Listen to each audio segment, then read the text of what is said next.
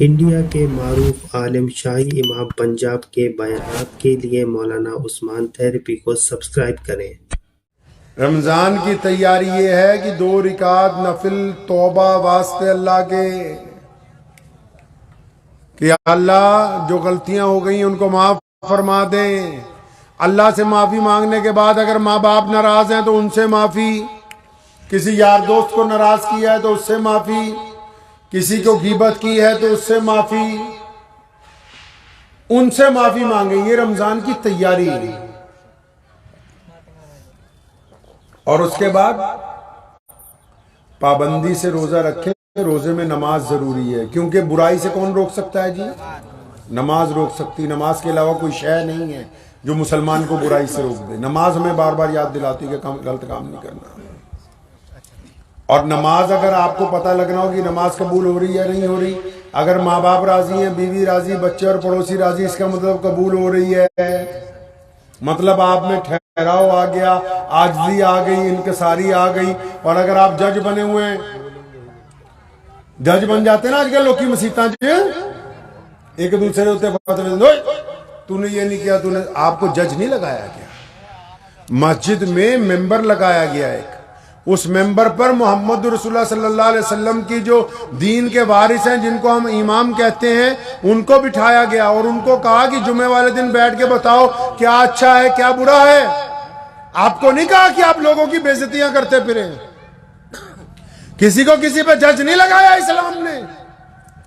دنیا کے فیصلے کرنے کے لیے کچہریوں میں جج بٹھائے گئے ہیں، کسی کو کسی کے اوپر جج نہیں لگا دیا کہ ہم خود فیصلہ کریں، یہ چاہے بے ایمان ہے جی، وہ چور ہے جی، وہ ڈاکو ہے جی۔ ایک سنت سن لو محمد رسول اللہ کی، جس کی نسبت پوری دنیا میں اسلام نے اپنے پیر جمائے ہیں۔ پیارے نبی صلی اللہ علیہ وسلم کیا چاہتے ہیں ہم سے کہ ہماری سب سے اچھی سنت کون سی ہے؟ پتہ ہے آپ کو؟ پتہ نہیں ہوگا، دیا نہیں نا پورا۔ سب سے اچھی سنت پیارے نبی صلی اللہ علیہ وسلم کی، آپ صلی اللہ علیہ وسلم چاہتے ہیں۔ میں ایک چھوٹا سا قصہ سناتا ہوں، اس سے آپ سمجھ جائیں گے۔ ایک چھوٹے صحابی ہیں، ان کا نام ہے انس رضی اللہ تعالیٰ۔ فرماتے ہیں کہ میں نے سوچا نبی علیہ السلام سے مار کھاؤں، خدمت کرتے ہیں، اتنا پیار کرتے ہیں، کبھی کچھ کہا ہی نہیں۔ فرماتے ہیں میں نے ایک دن، کئی سال جب گزر گئے، کچھ کبھی ڈانٹا بھی نہیں، تو میں نے سوچا کوئی ایسا کام کروں کہ میری پٹائی ہو۔ فرماتے ایک دن مہمان آئے، آپ صلی اللہ علیہ وسلم نے مجھے کہا انس بازار سے ناشتہ لاؤ۔ کہتے جب میں بازار گیا تو میں نے سوچا آج ناشتہ نہیں لے کے جانا، تاکہ یہ میری پٹائی کریں کہ تو اتنی دیر سے کہاں سے آیا۔ جب کافی وقت گزر گیا تو حضرت انس فرماتے ہیں کہ خود اللہ کے نبی صلی اللہ علیہ وسلم بازار میں آ گئے مجھے ڈھونڈنے کے لیے، خود۔ اب جب بازار میں تشریف لائے نبی علیہ السلام، تو دیکھا انہوں نے دور سے کہ آپ صلی اللہ علیہ وسلم کے چہرے پہ پریشانی کے آثار ہیں، تو یہ اٹھ کے کھڑے ہوئے۔ نبی علیہ السلام نے جب دور سے حضرت انس کو دیکھا تو جب قریب آئے تو آپ صلی اللہ علیہ وسلم نے پوری طاقت سے، اب انس کیا سوچ رہے ہیں کہ آج تھپڑ پڑے گا، آج ریپٹ پڑے گا، آج ایک آدھی چپت لگے گی کہ تجھے پتہ نہیں مہمان بیٹھے ہوئے تھے۔ تو پیارے نبی صلی اللہ علیہ وسلم جب قریب آئے تو آپ صلی اللہ علیہ وسلم نے پوری طاقت کے ساتھ سیدنا انس رضی اللہ تعالیٰ عنہ کو اپنی چھاتی سے لگایا، سر پہ ہاتھ پھیرا، آنکھوں میں آنسو آئے۔ فرمایا میرے بیٹے انس، میں تو سمجھا تو کہیں گر گیا میرا بچہ، میرے بچے کو چوٹ نہ آ گئی ہو، کسی نے مار نہ دیا ہو۔ حضرت انس فرماتے ہیں میں اتنا رویا، میں نے کہا یہ اتنے کریم رسول ہیں کہ برائی میں سے بھی اچھائی کو نکال کے باہر رکھ دیتے ہیں۔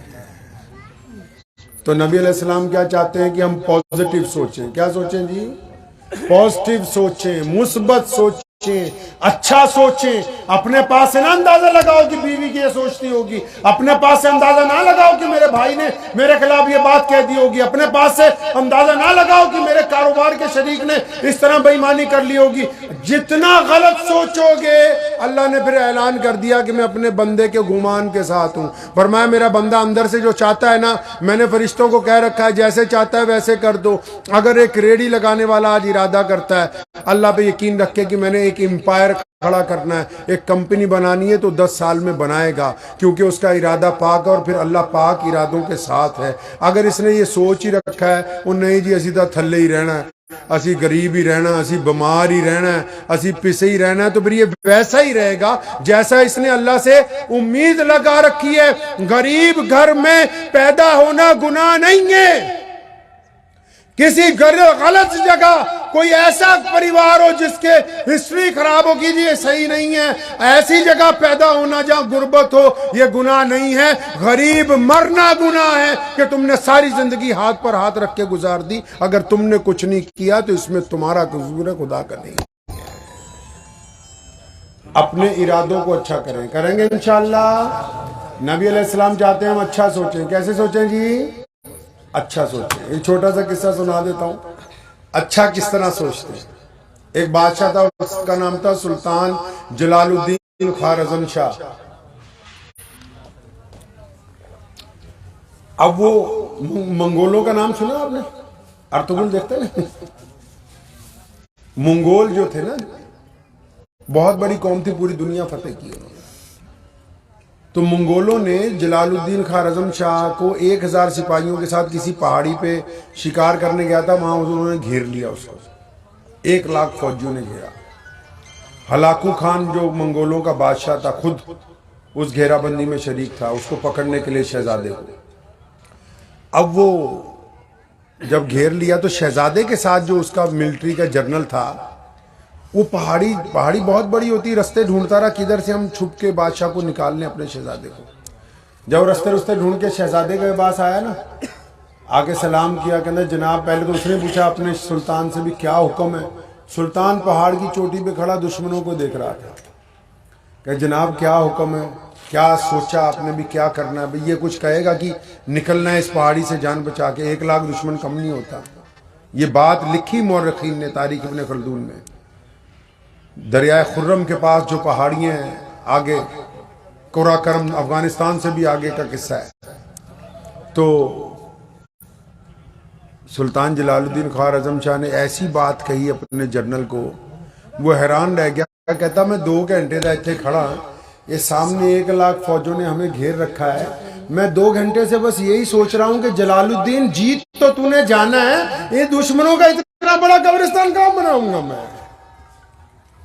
اور اس جنگ میں زندہ نکلا، 1 لاکھ لوگوں کے بیچ میں لڑتا ہوا، اور جس پہاڑی سے گھوڑے سمیت اس نے دریا میں چھلانگ لگائی تھی، اور پھر چھلانگ لگانے کے بعد بھی چلتا ہوا جب دوسرے کنارے پہ پہنچا تو اس چوٹی پر کھڑے ہوئے ہلاکو خان نے کہا تھا کہ اگر جلال الدین میرا بیٹا ہوتا تو میں اپنی سلطنت کا پرچم وہاں لے کے جاتا جہاں شام کو سورج ڈوبتا ہے۔